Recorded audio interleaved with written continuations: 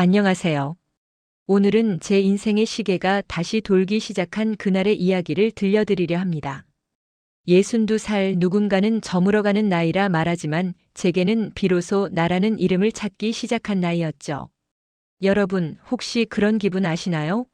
세상은 분주하게 돌아가는데 나만 고립된 섬처럼 덩그러니 남겨진 기분 말입니다. 3년 전 남편을 먼저 보내고 나서 제 삶은 딱 그랬습니다. 대구의 한 아파트, 남편의 냄새가 다 빠져나간 거실엔 낡은 벽걸이 시계 소리만 유독 크게 들리곤 했죠. 매일 아침 9시 저는 집 근처 마트로 향합니다. 제 이름 김영희 대신 김씨 혹은 여사님으로 불리는 곳이죠.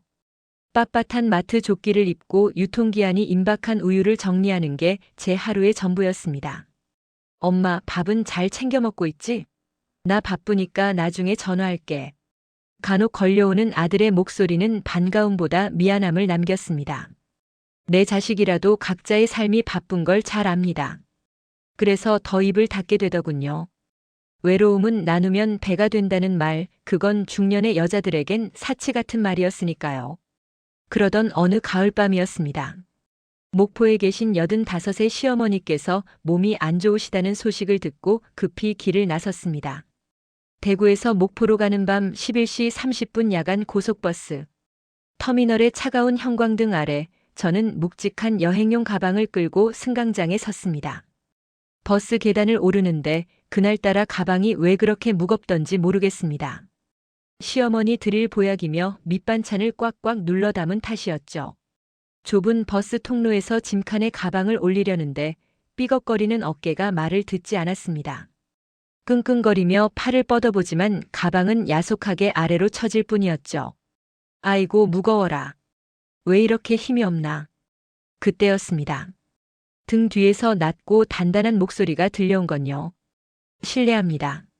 제가 좀 도와드려도 될까요? 깜짝 놀라 돌아보니 감색 재킷을 단정하게 차려입은 한 남자가 서 있었습니다. 60대 중반쯤 되었을까요? 깊게 파인 눈가 주름이 선해 보이는 분이었죠. 그분은 제 대답도 기다리지 않고 가볍게 가방을 들어 짐칸 깊숙이 넣어주었습니다. 아유, 감사합니다. 너무 무거웠죠? 정말 고맙습니다. 별 말씀을요. 혼자 여행하시기에 짐이 너무 많으시네요. 조심히 앉으세요. 그게 철수 씨와의 첫 만남이었습니다. 3년 만에 느껴본 타인의 친절. 고작 가방 하나 들어준 것뿐인데 이상하게 가슴 한쪽이 간질거렸습니다. 제 자리가 15번 창가였는데 거짓말처럼 그분도 제 바로 옆자리인 16번에 앉더군요. 버스가 터미널을 빠져나와 고속도로로 접어들었습니다. 차창 밖은 칠흑 같은 어둠이었고 가끔 스쳐 지나가는 가로등 불빛만이 제 무릎 위를 빠르게 지나갔습니다. 실내등이 꺼지고 승객들의 고른 숨소리만 들릴 때쯤 옆자리에 그분이 조심스럽게 말을 걸어왔습니다. 목포까지 가시나 봅니다. 저는 고향에 벌초하러 가는 길입니다. 아, 예. 저는 시어머니 뵈러 가요. 밤차라 피곤하실 텐데 말씀 나누셔도 괜찮으세요? 혼자 가는 밤길이 길어서요. 아내를 보낸 지 5년이 됐는데 아직도 혼자 다니는 건 익숙지가 않네요. 그 말에 고개를 돌려 그분을 바라봤습니다. 어둠 속에서도 그분의 눈빛에 서린 고독이 제 것과 너무 닮아 있었거든요. 저도 남편 보낸 지 3년 됐습니다.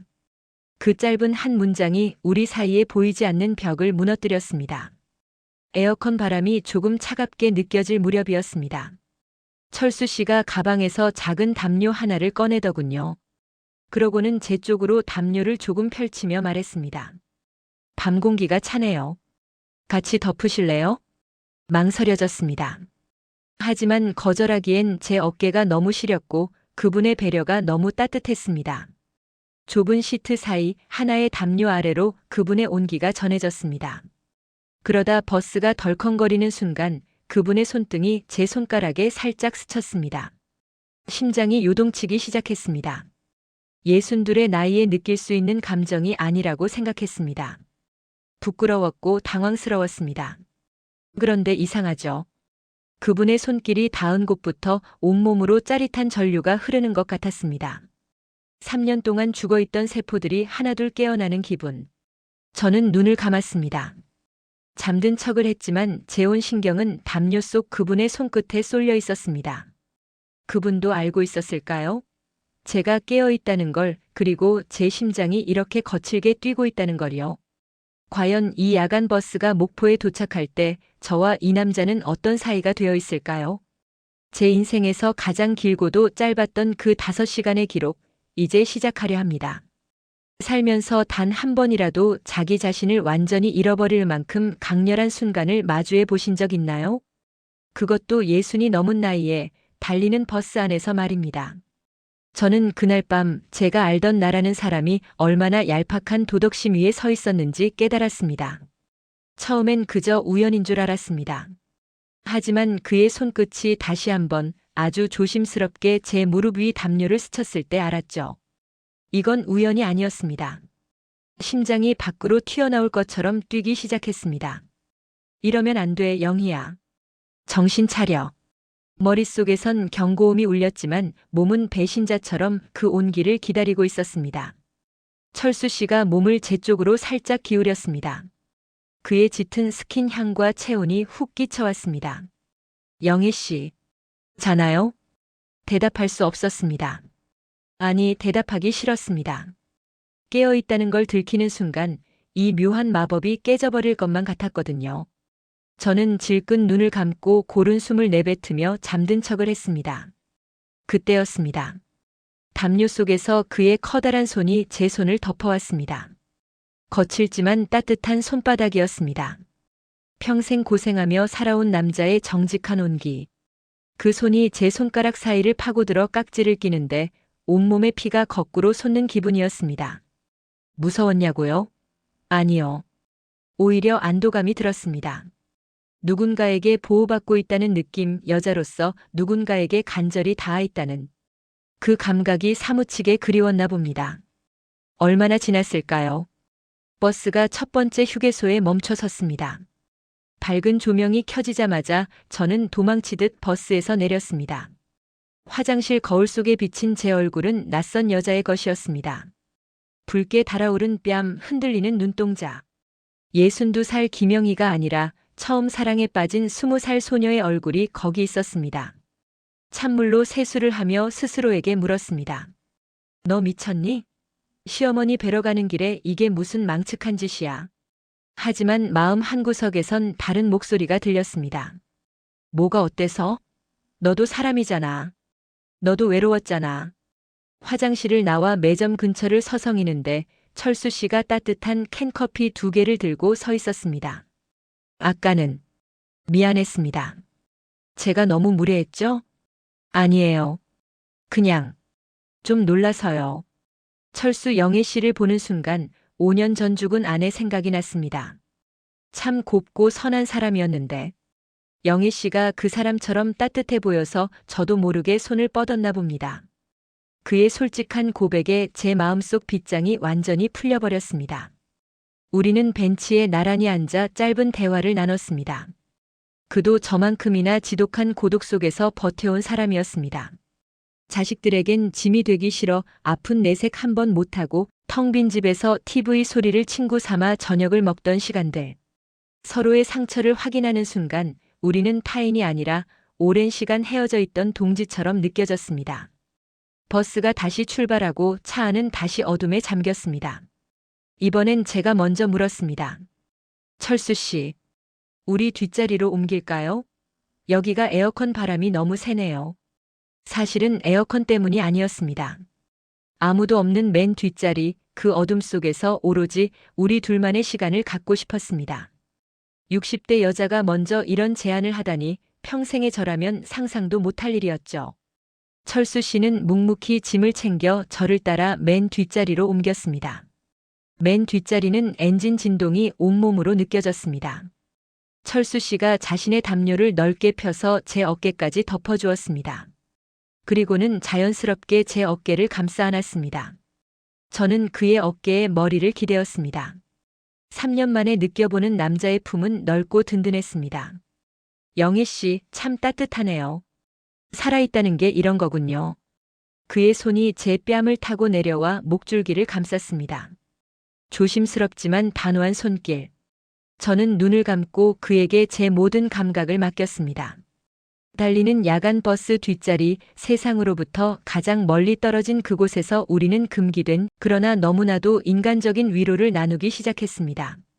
하지만 여러분, 밤이 깊을수록 새벽은 다가오기 마련입니다. 목포 터미널이 가까워질수록 제 마음은 다시 복잡해졌습니다. 이 밤이 지나면 우리는 다시 남남으로 돌아가야 할까요?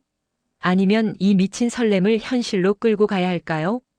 이제 곧 목포에 도착합니다. 그리고 그곳에서 저는 제 인생을 송두리째 흔들어 놓을 또 다른 선택을 하게 됩니다. 꿈은 깨어날 때 가장 고통스럽다고들 하죠. 고속도로 위 보랏빛 밤은 황홀했지만 터미널 밖으로 한 발자국 내딛는 순간 차가운 새벽 공기가 제 뺨을 때렸습니다. 그건 마치 김영희, 너 이제 그만 현실로 돌아와라고 말하는 매서운 회초리 같았습니다. 목포 터미널에서 철수 씨와 번호를 교환하고 헤어지던 순간 우리는 서로의 손을 놓지 못했습니다. 3일 뒤 다시 만나자는 약속. 그 약속 하나로 저는 시어머니 댁에서의 시간을 견뎠습니다. 시어머니의 굽은 등과 쾌쾌한 파스 냄새가 진동하는 방 안에서 저는 죄인처럼 휴대폰만 만지작거렸습니다. 영희야, 얼굴이 꼭 새색시처럼 피었구나. 좋은 일이라도 있냐?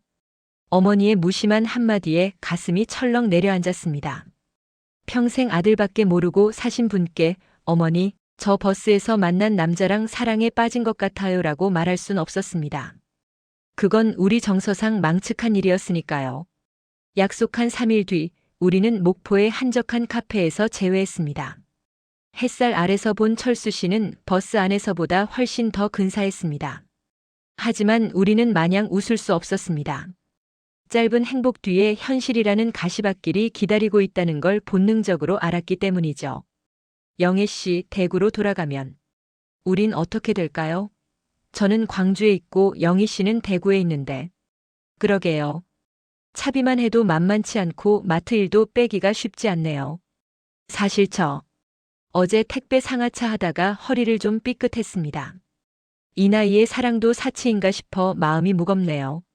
철수 씨의 고백은 쓰라렸습니다. 젊은 애들처럼 사랑만 있으면 되라고 하기엔 우리는 너무 많은 걸 짊어지고 있었습니다. 대구와 광주를 오가는 왕복 차비 10만 원은 마트에서 며칠을 꼬박 서서 일해야 버는 돈이었습니다. 게다가 제 휴대폰은 시도 때도 없이 울려댔습니다. 아들이었습니다. 엄마, 이번 주말에 애들 데리고 갈게. 집 청소 좀 해두고 갈비찜 좀 해줘. 아들에게 저는 로맨스를 꿈꾸는 여자가 아니라 언제든 손주를 봐주고 밥을 차려주는 할머니여야 했습니다. 철수 씨와 함께 있는 순간에도 아들의 전화는 족쇄처럼 제 손목을 조여왔습니다. 철수 씨의 상황도 다르지 않았습니다. 그의 아들은 아버지, 이제 혼자 계시기 적적하실 텐데. 실버타운 알아보는 거 어떠세요? 라며 효도를 빙자해 그를 정리하려 했습니다. 우리에게 남은 인생은 우리가 주인공인 무대가 아니라 자식들의 눈치를 보며 구석진 자리를 지켜야 하는 관객석 같았습니다. 목포에서의 마지막 날 하늘에선 구슬픈 비가 내렸습니다. 좁은 우산 하나를 같이 쓰고 걷는데 철수 씨가 조심스럽게 입을 뗐습니다. 영애 씨, 우리 그냥 합치면 어떨까요? 어차피 둘 다 혼자인데 이 고생하지 말고 같이 살면 안 됩니까? 그 말은 달콤했지만 독배 같았습니다. 재혼. 그 두 글자 뒤에 따라올 수만 가지의 난관이 눈앞을 스쳤습니다. 집은 누구 명의로 할지, 자식들은 상속 문제로 얼마나 나를 세울지, 주변 이웃들은 또 얼마나 수군거릴지. 철수 씨, 우리 나이가 몇이에요? 재혼이 그렇게 쉬운 줄 아세요? 자식들이 가만히 있겠냐고요. 자식들이 우리 인생 대신 살아줍니까? 왜 맨날 남의 눈치만 보고 삽니까? 처음으로 소리를 높였습니다. 사랑이 현실과 부딪히는 순간 설렘은 날카로운 비수가 되어 서로를 핥히었습니다. 비 내리는 목포의 한 모퉁이에서 우리는 서로를 바라보지 못한 채 멈춰 섰습니다. 철수 씨의 눈에 서린 서운함과 제 눈에 고인 눈물. 야간 버스에서의 그 뜨거웠던 온기는 간데없고 차가운 빗줄기만이 우리 사이를 갈라놓았습니다. 저는 그날 인사도 제대로 하지 못한 채 도망치듯 대구행 버스에 올랐습니다. 대구로 돌아가는 길은 목포로 올 때보다 훨씬 길고 어두웠습니다. 휴대폰을 꺼버렸습니다. 철수 씨에게서 올 메시지가 두려웠고 더 이상 기대하고 싶지 않았습니다. 그래, 김영희. 주제에 무슨 사랑이야. 그냥 마트 조끼 입고 김씨로 살다가 가는 거지. 스스로를 다독이며 눈을 감았지만 뺨을 타고 흐르는 눈물은 멈추지 않았습니다. 우리의 인연은 여기서 끝나는 걸까요? 아니면 이 지독한 가시밭길 끝에 정말 꽃길이 있기는 한 걸까요? 집에 도착해 어두운 거실 등을 켠 순간 제 눈앞엔 믿을 수 없는 광경이 펼쳐져 있었습니다. 여러분, 사랑이 반드시 한 지붕 아래여야만 완성되는 걸까요? 저는 대구의 어두운 거실 등을 켜는 순간 깨달았습니다. 현관 앞에 놓인 낯익은 남자 구두 한 켤레, 그리고 그 곁에 놓인 상처투성이 택배 상자 하나를 보고 말이죠. 그건 철수 씨가 보낸 마지막 간절한 신호였습니다. 상자 속에는 광주의 이름난 빵집에서 사온 단팥빵 몇 개와 삐뚤삐뚤한 글씨로 적힌 편지 한 장이 들어 있었습니다. 영희 씨, 비 오는 날 혼자 보내서 미안합니다. 우리 나이에 재혼이 족쇄라면 저는 그냥 기꺼이 영희 씨의 든든한 짐꾼으로만 남겠습니다. 그 투박한 문장을 읽는데 가슴속에서 묵직한 무언가가 울컥 치밀어 올랐습니다. 우리는 흔히 인생의 정답이 하나라고 믿고 삽니다. 자식들에게 부끄럽지 않으려면, 이웃들에게 손가락질 받지 않으려면 정상적인 범주 안에 있어야 한다고 말이죠. 하지만 철수 씨의 편지를 읽으며 생각했습니다. 왜 우리는 죽을 때까지 남의 눈에 비친 정상을 위해 내 안의 진짜를 죽이며 살아야 하는 걸까요? 한 달 뒤 우리는 대구도 광주도 아닌 전주에서 만났습니다. 중간 지점에서 만나면 서로의 부담도 줄고 여행하는 기분도 낼 수 있을 거라는 철수 씨의 제안 덕분이었죠. 한옥마을의 낡은 돌담길을 나란히 걷는데 이상하게 마음이 편안했습니다. 등 뒤에 업고 있던 자식 걱정, 돈 걱정, 세상 시선이라는 무거운 짐을 잠시 내려놓은 기분이었습니다. 영희 씨, 저 결심했습니다. 우리 무리해서 합치지 맙시다. 대신 2달에 한 번씩 이렇게 여행하듯 만나는 건 어떨까요? 2달에 한 번요? 그러면 외롭지 않으시겠어요? 매일 얼굴 보며 현실에 치이는 것보다 영희 씨, 만날 날 손꼽아 기다리며 사는 게 저한테는 더 큰 힘이 될 것 같습니다. 우리는 사랑도 필요하지만 숨 쉴 틈도 필요하잖아요. 철수 씨의 말은 명쾌했습니다. 우리는 각자의 성을 허물고 합치는 대신 서로의 성 사이에 튼튼한 다리를 놓기로 한 겁니다. 재혼이라는 법적 계약 대신 서로를 외롭게 두지 않겠다는 마음의 계약을 맺은 것이죠. 찻집에 앉아 따뜻한 대추차를 마시며 우리는 처음으로 서로의 통장 잔고와 자식들에게 물려줄 재산, 그리고 우리가 가진 지병에 대해 솔직하게 털어놨습니다. 부끄러운 게 아니었습니다. 이건 앞으로 우리가 함께 걸어갈 길에 놓인 돌뿌리를 미리 확인하는 과정이었으니까요. 철수 씨, 사실 저 마트 일 늘리기로 했어요. 우리 만날 때 맛있는 거 사 먹으려면 돈 좀 더 벌어야겠더라고요. 허허, 저도 택배 물량 조금 더 늘렸습니다. 다음엔 전주 말고 경주로 가요. 거기 제가 아는 좋은 민박집이 있습니다. 그날 우리는 젊은 연인들처럼 약속했습니다. 아프면 숨기지 말고 바로 말하기, 자식들 때문에 속상한 일 있으면 제일 먼저 털어놓기, 그리고 무엇보다 나 자신을 잃지 않기. 한국 사회에서 60대 여자가, 남자가 누군가의 어머니나 아버지가 아닌 나로 살아가겠다는 선언을 한 셈입니다. 전주역 플랫폼에서 헤어질 때 철수 씨는 제 손바닥에 작은 사탕 하나를 쥐어주었습니다. 다음 만남까지 이거 드시면서 기운 내세요. 그 유치하고도 다정한 배려에 저는 처음으로 활짝 웃었습니다. 대구로 돌아오는 기차 안 저는 창문에 비친 제 얼굴을 보았습니다. 챕터 1에서 봤던 그 무기력한 여자는 더 이상 없었습니다. 대신 다음 만남을 기다리며 생기를 띠는 살아있는 여자가 있었습니다. 하지만 여러분, 이 행복이 완벽하기만 했을까요? 대구역에 내리자마자 제 휴대폰에는 아들의 부재중 전화 10통이 찍혀 있었습니다. 이제 제 삶의 가장 큰 산인 가족이라는 현실이 저를 기다리고 있습니다. 저는 과연 이 소중한 인연을 지켜낼 수 있을까요? 여러분, 인생의 겨울은 춥고 길기만 한 줄 알았습니다. 하지만 눈 덮인 땅 아래에서도 꽃눈은 숨을 쉬고 있더군요. 62, 저는 이제야 비로소 제 인생의 진짜 주인이 누구인지 깨달았습니다. 그건 자식도 죽은 남편도 아닌 바로 저 자신이었다는 것을요. 대구역에 내리자마자 아들의 날 선 목소리가 수신기를 타고 넘어왔습니다.